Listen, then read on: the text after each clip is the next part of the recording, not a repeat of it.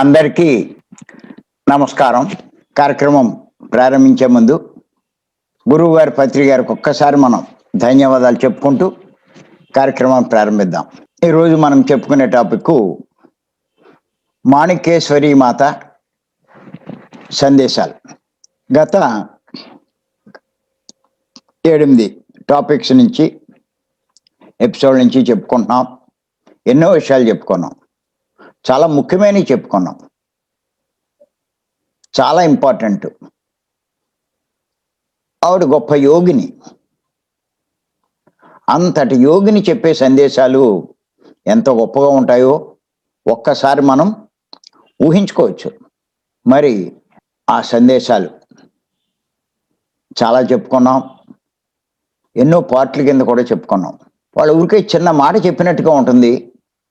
దాంట్లోంచి లోతుల్లోకి వెళ్తే ఎంతో ఎంతో అర్థం దాంట్లో దాగి ఉంటుంది. ఎంతో సందేశం దాగి ఉంటుంది. అదంతా వారు కుదించి మాటల్లో చెప్తారు. కొద్ది మాటల్లో వాళ్ళ యొక్క అనుభవాన్ని అంతా జోడించి అంతలా చెప్పడానికి అవకాశం ఉండదు. కాబట్టి ఊరికే మాటల్లో చెప్తారు. మన జ్ఞానం పెరిగే కొద్దీ వారి మాటల యొక్క గొప్పతనం ఏంటో మనకు అర్థమవుతుంది. ఎంత మన జ్ఞానం పెంచుకుంటే వాళ్ళు ఇచ్చే సందేశాల యొక్క గొప్పతనం మనకు అర్థమవుతుంది. వాళ్ళు గొప్ప జ్ఞానులు కాబట్టే ఆ సందేశాలు ఇస్తారు. ఆవిడిచ్చినటువంటి మరికొన్ని విషయాలు ఇక్కడ మనం తెలుసుకుందాం. ఆవిడేమన్నారంటే, భగవంతునికి సంపూర్ణ శరణాగతి చెందండి. భగవంతునికి సంపూర్ణ శరణాగతి చెందండి. ఒకటే గుర్తుపెట్టుకోవాలి. భగవంతుడు అంటే చాలా మంది ఉద్దేశం గుళ్ళో ఉన్న విగ్రహం అనేటువంటి భావం చాలా మందిలో ఉంటుంది. కృష్ణుడు అంటే కృష్ణుడు బొమ్మ అనుకుంటారు. అది కృష్ణుడు యొక్క బొమ్మే కానీ కృష్ణుడు కాదే. అంచేత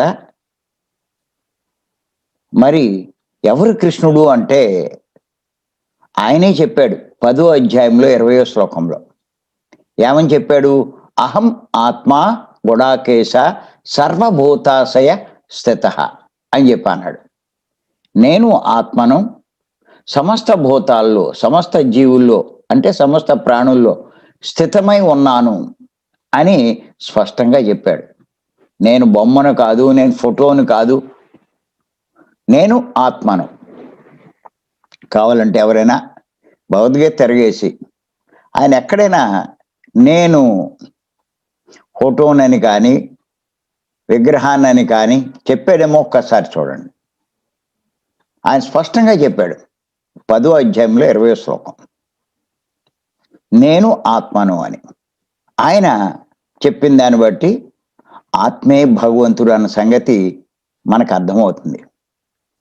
అంచేత మాణిక్యేశ్వరి మాత ఏమన్నారంటే, భగవంతునికి సంపూర్ణ శరణాగతి చెందండి అన్నారు. అంటే భగవంతుడు అంటే ఆత్మ కాబట్టి మనం ఆత్మకి సంపూర్ణ శరణాగతి చెందాలి అన్నది మనం అర్థం చేసుకోవాలి. ఆత్మకి మనం సంపూర్ణ శరణాగతి. అంచేత ఏంటంటే ఆత్మకు శరణాగతి అంటే ఆత్మనెప్పుడు గుర్తుంచుకుంటూ ఉండాలి, ఆత్మనెప్పుడు తలుచుకుంటూ ఉండాలి, ఆత్మ మీద ఎప్పుడు దృష్టి ఉంచాలి, ఆత్మకు దగ్గరవ్వడానికి ప్రయత్నం చేయాలి. ఆత్మ అంతరాత్మ రూపంలో అంతరంలో ఉన్నటువంటి ఆత్మ చెప్పేటువంటి సందేశాలు ఆచరించే ప్రయత్నం చేయాలి. ఆత్మ హెచ్చరికలను మరి వింటూ ఆ ఆత్మ చెప్పే హెచ్చరికలను దానికి అనుగుణంగా మన పనులు కానీ మాటలు కానీ సరి చేసుకుంటూ ఉండాలి. అలా ఆత్మకు మనం శరణాగతి చెందినప్పుడు ఇవన్నీ మనం పాటిస్తూ ఉంటాం. ఇవన్నీ ఎవరికి సాధ్యమవుతుంది అంటే, ఎవరైతే ధ్యానం చేస్తారో, శ్వాస మీద ధ్యాస ఉంచి ధ్యానం చేస్తారో వాళ్ళు ఆత్మకి శరణాగతి పొందినట్టే. చెందినట్టే, ఆత్మను ఆశ్రయించినట్టే. ఎలాగో చూద్దాం. మనమంతా మానవులం. మానవుడు అంటే 3 కలిపి మానవుడు. ఎన్నోసార్లు చెప్పుకున్నాం ఇది. ఏమిటయి? శరీరము, మనస్సు, ఆత్మ. ఆత్మ అంటే భగవంతుడు.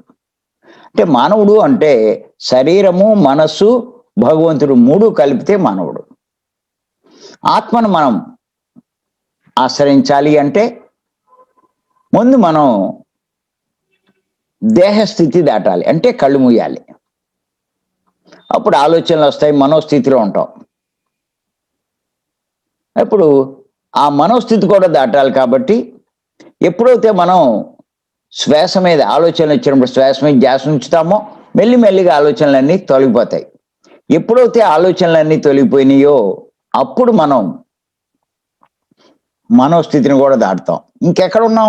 ఆత్మస్థితి. అంటే మనం ఆత్మను ఆశ్రయించిన వాళ్ళం అవుతాం. ఎప్పుడైతే మనం ఆత్మను ఆశ్రయించామో అలాగే మనం ఉండగలిగితే ఆ స్థితిలో, దాన్నే జ్ఞానస్థితి అంటారు. ఆలోచనలు ఆగిపోయి ఆత్మ మనసు పనిచేయని స్థితిలో ఆత్మతో మనం ఉంటాం కాబట్టి దాన్ని జ్ఞానస్థితి అంటారు. ఆ స్థితిలో ఉండే కొద్దీ ఎవరైతే గంటలు గంటలు ఉంటారో ఆ స్థితిలో ఆత్మకి ఇంకా దగ్గర అవుతారు. ఆత్మకి ఎంత దగ్గర అవుతే ఆత్మ లక్షణాలన్నీ మనకు వస్తూ ఉంటాయి. అంటే అక్కడ మనం ఆత్మకి శరణాగతి చెందినట్టు. అప్పుడు ఆ లక్షణాలన్నీ మనకు వస్తుంటాయి. ఏమిటి భగవంతుని లక్షణాలు అంటే? ముఖ్యంగా చెప్పుకోవాలంటే ఆనందం. భగవంతుడు అంటే ఆయన్ని ఎన్నో రకాలుగా వర్ణిస్తారు. అందులో ఆయన సచ్చిదానంద స్వరూపుడు అంటారు. ఆనంద స్వరూపుడు, ఆనందం. అలాగే ఆయన అనంత శక్తి స్వరూపుడు, ఆయన జ్ఞాన స్వరూపుడు. ఇలా చెప్పుకుంటే ఎన్నో చెప్పుకోవచ్చు మనం. సకల సద్గుణాలు కలిగిన వాడు. అటువంటి ఆయన్నే ఆశ్రయించినప్పుడు మెల్లిమెల్లిగా ఆయన యొక్క లక్షణాలు మనకి వస్తూ ఉంటాయి. అవన్నీ మనం సంతరించుకుంటాం. అందుకే మీరు చూడండి, ఆ భగవంతునితో ఉండడం అంటే ఆనందంలో ఉండడం. అందుకే ఆ ధ్యాన స్థితిలో గంటలు గంటలు కూర్చున్నా మనకి నిమిషాల్లా గడిచిపోతాయి. కానీ ఆ ధ్యాన స్థితి కాకుండా మన స్థితిలో ఉంటే నిమిషాలు గంటల్లో గడుస్తాయి. కూర్చోలేరు, చాలా కష్టం. అది అధిగమిస్తే అప్పుడు ఆత్మతో అంటే భగవంతునితో ఉంటే ఎంతసేపైనా మనం కూర్చుంటాం, ఎంతసేపైనా మనం ఉండగలుగుతాం. అంచేత ఆ భగవంతుని శరణాగతి ఆశ్రయించడం, ఆయన తప్ప ఇంకేమీ లేదన్నట్టుగా ఎప్పుడూ ఆ ధ్యాన స్థితిలో ఉండడం. కాస్త ఖాళీ దొరికితే ధ్యానంలో ఉండడం. మాణిక్యేశ్వరి మాత చెప్పినట్టు ఆత్మను శరణాగతి చెందితే ధ్యానానికి ఎక్కువ ప్రిఫరెన్స్ ఇస్తాం, ధ్యానం చేయడానికి ఆసక్తి చూపిస్తాం.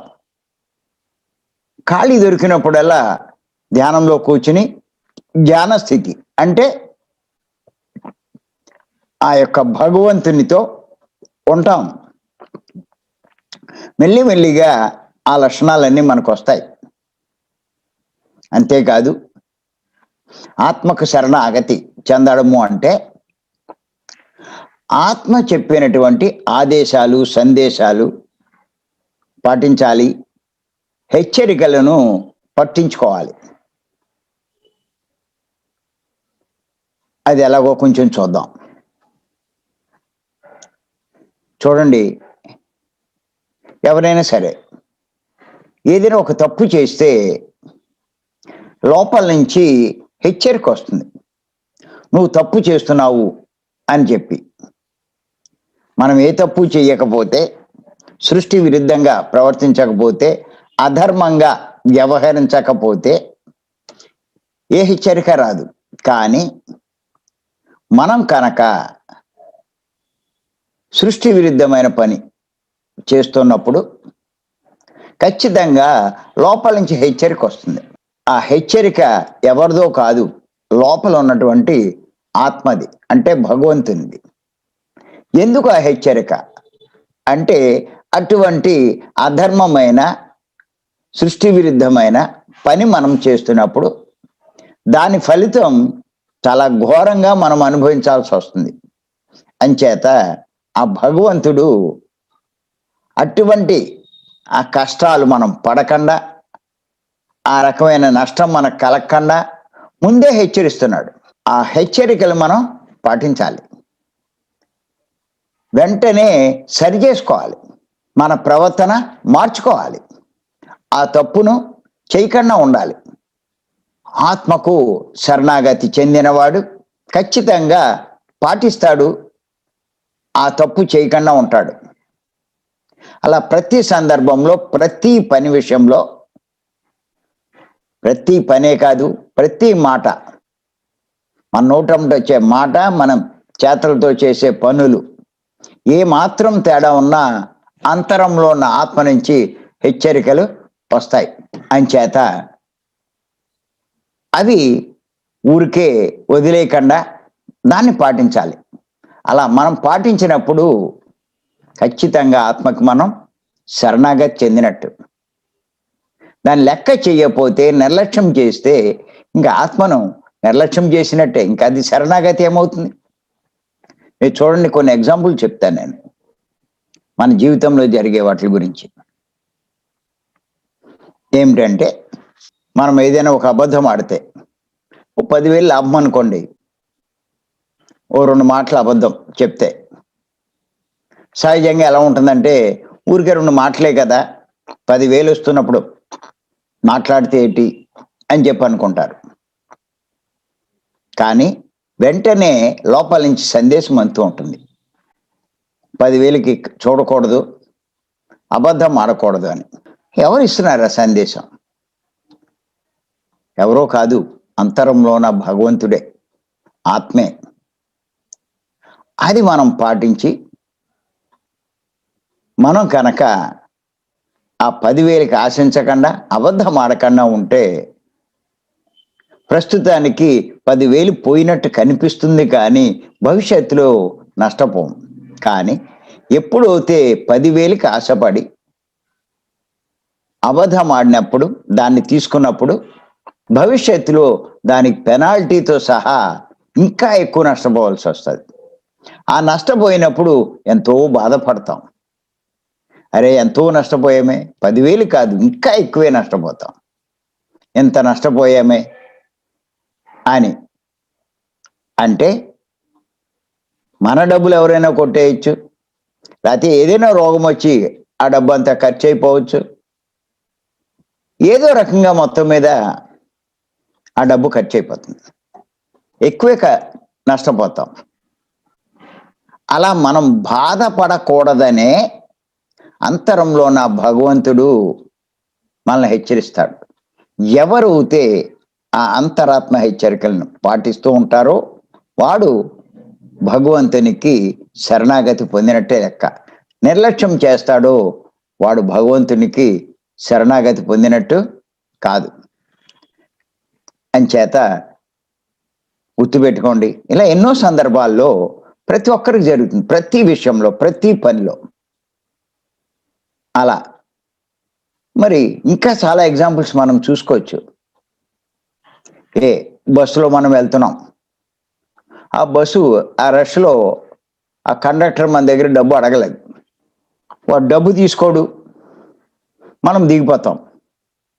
వెంటనే లోపల నుంచి మనకి హెచ్చరిక వస్తుంది, ఏమని? నువ్వు డబ్బు ఇవ్వకుండా వచ్చేసావని. మళ్ళా ఇంకో పక్క నుంచి ఇంకొక సందేశం, ఏమని? వాడు అడగలేదు కదా, అడగని దానికి మనకేంటని. మళ్ళా ఏమంటుందంటే, ఏదేమైనా అడగకపోయినా మనం ఇవ్వాల్సిన ధర్మం మనకుంది, మనం ఇవ్వాలి అని సందేశం అందుతుంది. కానీ ఇక్కడ ఏంటి అంటే గమనిస్తే ఇవ్వాలని చెప్పేది అంతరంలో ఉన్న ఆత్మ అంటే భగవంతుడు, పర్వాలేదు అనేది మనస్సు. ప్రతి ఒక్కరిలో శరీరం కాకుండా రెండు ఉంటాయని చెప్పుకున్నాం ఇంతకుముందే, మనసు ఆత్మ. మనసు అంటే మానవుడు, ఆత్మ అంటే భగవంతుడు. మనసు ధర్మాధర్మాలు చూడదు, ఎంతసేపు తాత్కాలిక లాభమే చూస్తుంది.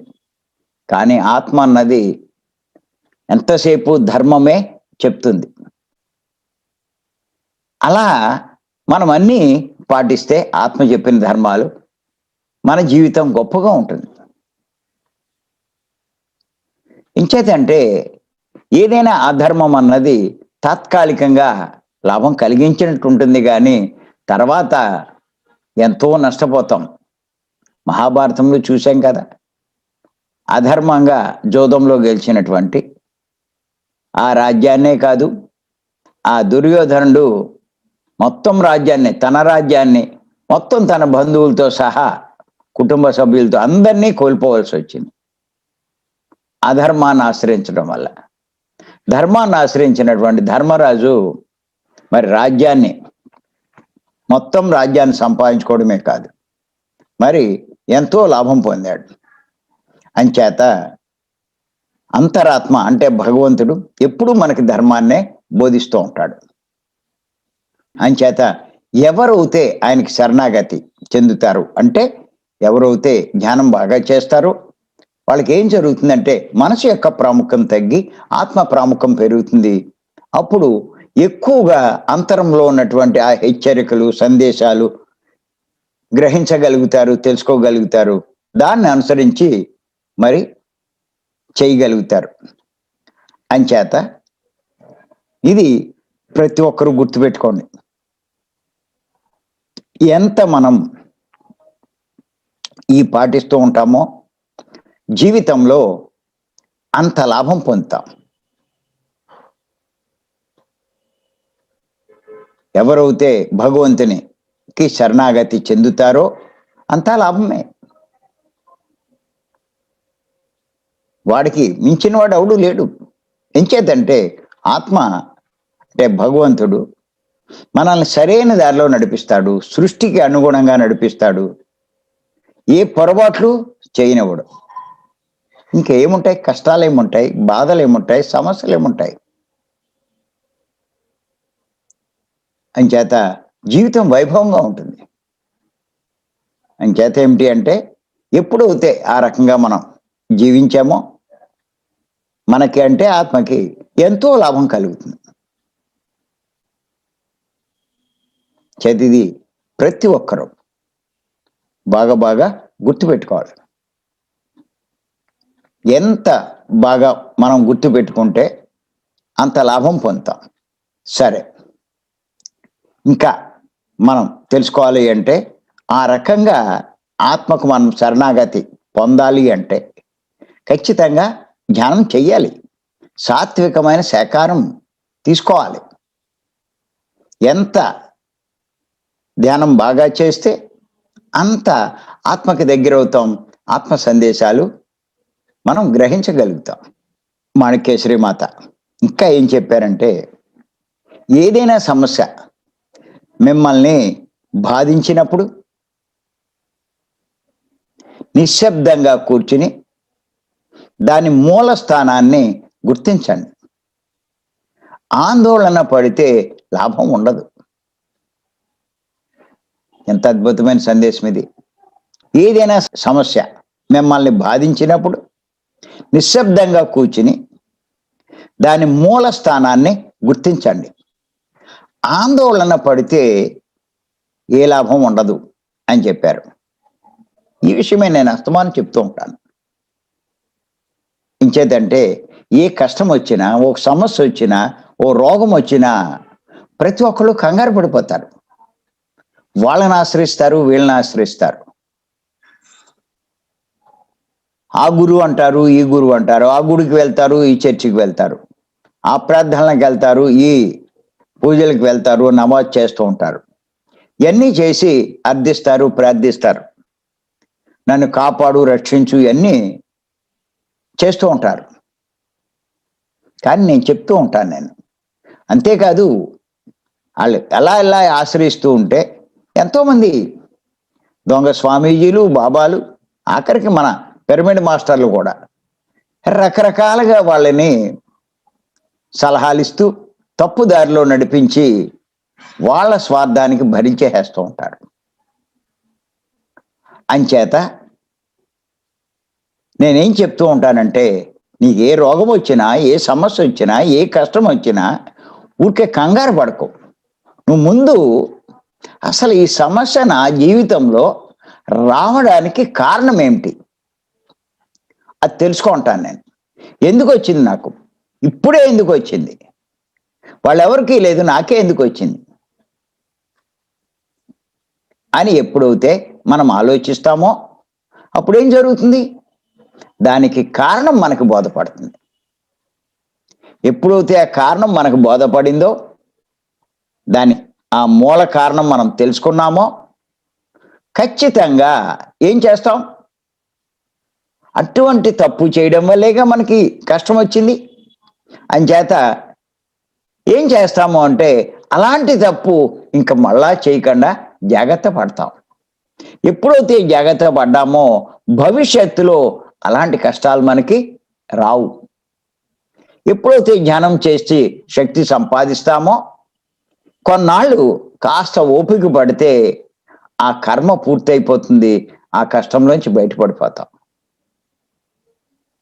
అంతేకాదు కష్టంలోంచి బయటపడమే కాదు, అలాంటి తప్పు మళ్ళా చెయ్యం కాబట్టి ఇంకా భవిష్యత్తులో అలాంటి కష్టాలు రావు. అంచేత మాణిక్యేశ్వరి మాత చెప్పినట్టు వచ్చినప్పుడు కంగారు పడకుండా నిశ్శబ్దంగా కూర్చుని దాని మూల స్థానాన్ని, మూల కారణాన్ని మనం తెలుసుకోవాలి. ఊరికే ఆందోళన పడకూడదు. అలా ఒక రోగం వచ్చినా అంతే, ఒక కష్టం వచ్చినా సరే, ఒక నష్టం వచ్చినా సరే, నీ డబ్బు ఏదో పోయింది అంటే కంగారు పడ్డం కాదు, లేకపోతే నష్టం వచ్చిందో, లేకపోతే ఎవరో దొబ్బేశారో, లేకపోతే ఏదో పోయిందో, ఏదో జరిగింది, వెంటనే దాన్ని మీరు ఆలోచిస్తే మీకు అర్థమవుతుంది. మీకు ఎవరో 1,00,000 రూపాయలు దెబ్బేశారు అంటే ఇంతకుముందు జన్మలోనో మనం ఎవరికో ఆ 1,00,000 రూపాయలు దెబ్బేశాం, అది ఇప్పుడు మనకు దెబ్బ పడిపోయింది. ఎవరో మనల్ని మోసగించారు, మనం ఇంతకుముందు ఎవరినో మోసం చేశాం, మనకి నష్టం జరిగింది, ఇంతకుముందు ఎవరినో నష్టపెట్టాం. అది తెలుసుకుంటే భవిష్యత్తులో ఇక్కడి నుంచి మనం ఎవరిని నష్టపెట్టాం, ఎవరిని మోసగించాం, ఎవరిది అపహరించాం, అలా జీవితాన్ని సరి చేసుకుంటాం. అంచేత సమస్య వచ్చినప్పుడు ఊరికే ఆందోళన, కంగారు పడకూడదు. ఆ కంగారు పడకుండా మనం కనుక ఆ మూల కారణాన్ని తెలుసుకునే ప్రయత్నం చేస్తే, అందుకే నేను అదే చెప్తాను. నేను ఎందుకు ఊరికే కంగారు పడతారు, ఆన్లైన్ని ఆశ్రయిస్తారు. మనం ఇంతకుముందు చేసిన కర్మల వల్లే మనకి ఏది వచ్చినాను. అంచేత ఊరికి ఆందోళన పడకూడదు. ఆ కర్మ చేశాము, వచ్చింది, కొన్నాళ్ళు ఉపయోగపడితే దాంట్లో నుంచి బయటపడిపోతాం. ఈ లోపల కంగారు పడినా, ఆతృత పడినా, ఆందోళన పడినా ఏం ప్రయోజనం లేదు. దాని మూల కారణాన్ని తెలుసుకుని సరి చేసుకునే ప్రయత్నం చేయాలి. అదే మాణిక్యేశ్వరి మాత మనకి చెప్తున్నారు. అంచేత ఏంటంటే ఇవన్నీ ఎంత మనం పాటిస్తూ ఉంటే అంత లాభం పొందుతాం జీవితంలో. వస్తాయి, రాకుండా ఉండవు. ఎన్నో చేసి వచ్చాం మనం. ఏమీ చేయకపోతే, ఏ కర్మలు లేకపోతే అసలు జన్మే లేదు. జన్మ ఉంది అంటే ఏయో కర్మలు చేసి వచ్చినట్టే లెక్క. అంచేత ఊరికే ఆందోళన పడక్కల్లా, కంగారు పడక్కల్లా. కంగారు పడినంత మాత్రాన ఏమీ ప్రయోజనం ఉండదు. చేత ఆవిడ అన్నారు, ఏదైనా సమస్య మిమ్మల్ని బాధిస్తున్నప్పుడు నిశ్శబ్దంగా కూర్చుని దాని మూల స్థానాన్ని అంటే కారణాన్ని గుర్తించండి. ఆందోళన పడితే ఏం ప్రయోజనం లేదు అన్నారు. అది అలాగే చెప్తూ ఉంటాను నేను. ముందు ఒక కష్టం వస్తే కారణం తెలుసుకోండి అని చెప్పి పదే పదే చెప్తూ ఉంటాను.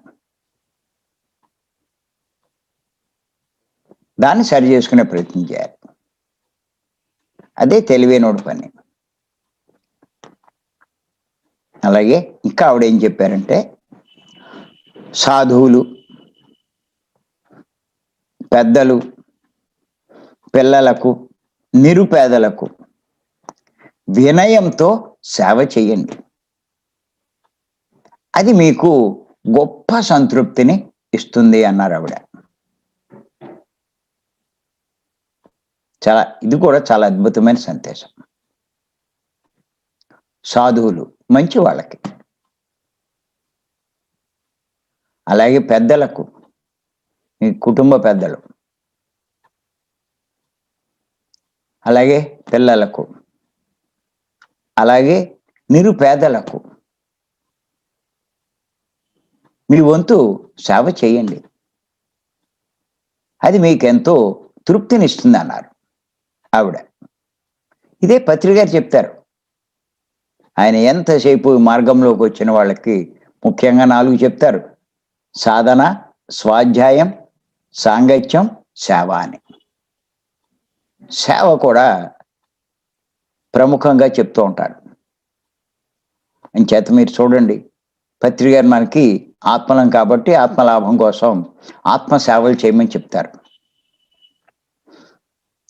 ఆత్మ సేవలు అంటే ధ్యాన సంబంధమైన సేవలన్నీ కూడా ఆత్మ సేవలే. మరి ఈ ధ్యానాన్ని అందరికీ చెప్పడం, ధ్యాన కార్యక్రమాలు నిర్వహించడం, ధ్యాన కార్యక్రమాలు నిర్వహించే వారికి సాయం చేయడం, పత్రి గారు నిర్వహించే యజ్ఞాలు వాటిలో మనం పాల్గొనడం, ఇలా వీటన్నిటిలో మనం ఎంత పాల్గొని ఈ సేవా కార్యక్రమాల్లో మనం పాల్గొంటామో ఖచ్చితంగా దాని యొక్క ఫలితం మనం పొంది తీరుతాం. అంతెందుకు, మీరు ఏదైనా సేవ చేసి కొంచెం మిమ్మల్ని మీరు అబ్జర్వ్ చేసుకుంటే మీకు ఎంతో సంతృప్తిగా ఉంటుంది. తెలియని ఆనందం లోపల నుంచి మీకు వ్యక్తమవుతూ ఉంటుంది. అదెంతో మీకు సంతృప్తిని ఇవ్వడమే కాదు, ఆ తెలియని ఆనందం. అదే మనం ఏదైనా తప్పు చేస్తే లోపల ఎంతో మనం అసంతృప్తిని, ఎంతో బాధను మనం అనుభవిస్తూ ఉంటాం, వ్యధ చెందుతూ ఉంటాం. అంచేత ఏమిటి అంటే, ఇటువంటి వారందరికీ, ఆ వృద్ధులకి, పిల్లలకి, నిరుపేదలకి, మరి ఇటువంటి సాధువులకి మనం వీలైనంత సాయం చేయాలి. ఎంత వీలైతే అంత మన వంతు. ధన రూపేణా చేయవచ్చు, అలాగే సమయ రూపేణా చేయొచ్చు, శక్తి రూపేణా చేయొచ్చు, ఇలా ఎన్నో రకాలుగా చేయొచ్చు. పత్రి గారు ఇంకా ఏం చెప్తారంటే, నీకు తెలుసున్న జ్ఞానాన్ని అందరికీ బోధించు, ఈ అద్భుతమైన జ్ఞాన మార్గాన్ని అందరికీ చెప్పు, ఇది కూడా నీకు గొప్ప సంతృప్తినిస్తుంది అంటారు. అందుకే మన వాళ్ళు చాలా మంది ఆ ఆనందాన్ని పొందడమే కాదు, వాళ్ళు ఏమంటారంటే, నాకు చాలా ఆనందం వేసింది ఈ చెప్పడం వల్ల అని చెప్పి ఆ ఆనందం పట్టలేక చెప్పుకుంటూ ఉంటారు కూడా. అంచేత మాణిక్యేశ్వరి మాత ఉత్తినే చెప్పలా, అది మీకు ఎంతో సంతృప్తినిస్తుందని.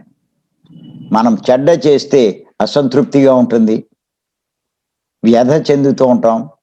అదే మనం ఇతరులకి లాభం. సేవ అంటే ఇతరులకు కలిగించే లాభం, ఏ రకంగా మనం లాభం కలిగించినా అది. అలా ఎప్పుడైతే మనం ఇతరులకి లాభం కలిగిస్తామో వారు ఆనందం పొందుతారు. ఎప్పుడైతే అది వాళ్ళకి ఆనందం కలిగిస్తామో అది ప్రతిగా అది మనం తిరిగి పొందుతూ ఉంటాం. ఇదే అందులో ఉన్న రహస్యం. ఇది ప్రాక్టికల్గా మేము కూడా మా జీవితంలో నేను మా మేడం చూసాం. అంతకుముందు ఊరికే వ్యాపారం చేసేవాళ్ళం అంతే. ఏవో చిన్న చిన్న సేవలు కొద్దిగా చేసేవాళ్ళం, కానీ వ్యాపారం మీద ఎక్కువ దృష్టి ఉండేది. సంపాదించడం, ఏదో సంపాదించామని అనుకునేవాళ్ళం. కానీ పత్రి గారి పరిచయమే ఈ మార్గంలోకి వచ్చాక ఇంకా వ్యాపారాలన్నీ మూసి మా పని ఏమిటి అంటే మాకున్నంతలో మాకున్న దాన్ని అందరికీ అందించడం.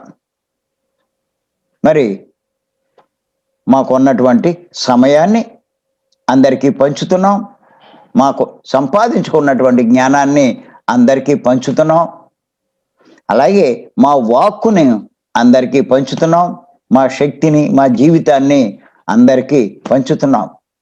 మరి నిజంగా ఎంతో సంతృప్తిగా మేము జీవించగలుగుతున్నాం. ఎప్పుడు అనుకుంటూనే ఉంటాం మనకంటే అదృష్టవంతులు ఎవరున్నారని.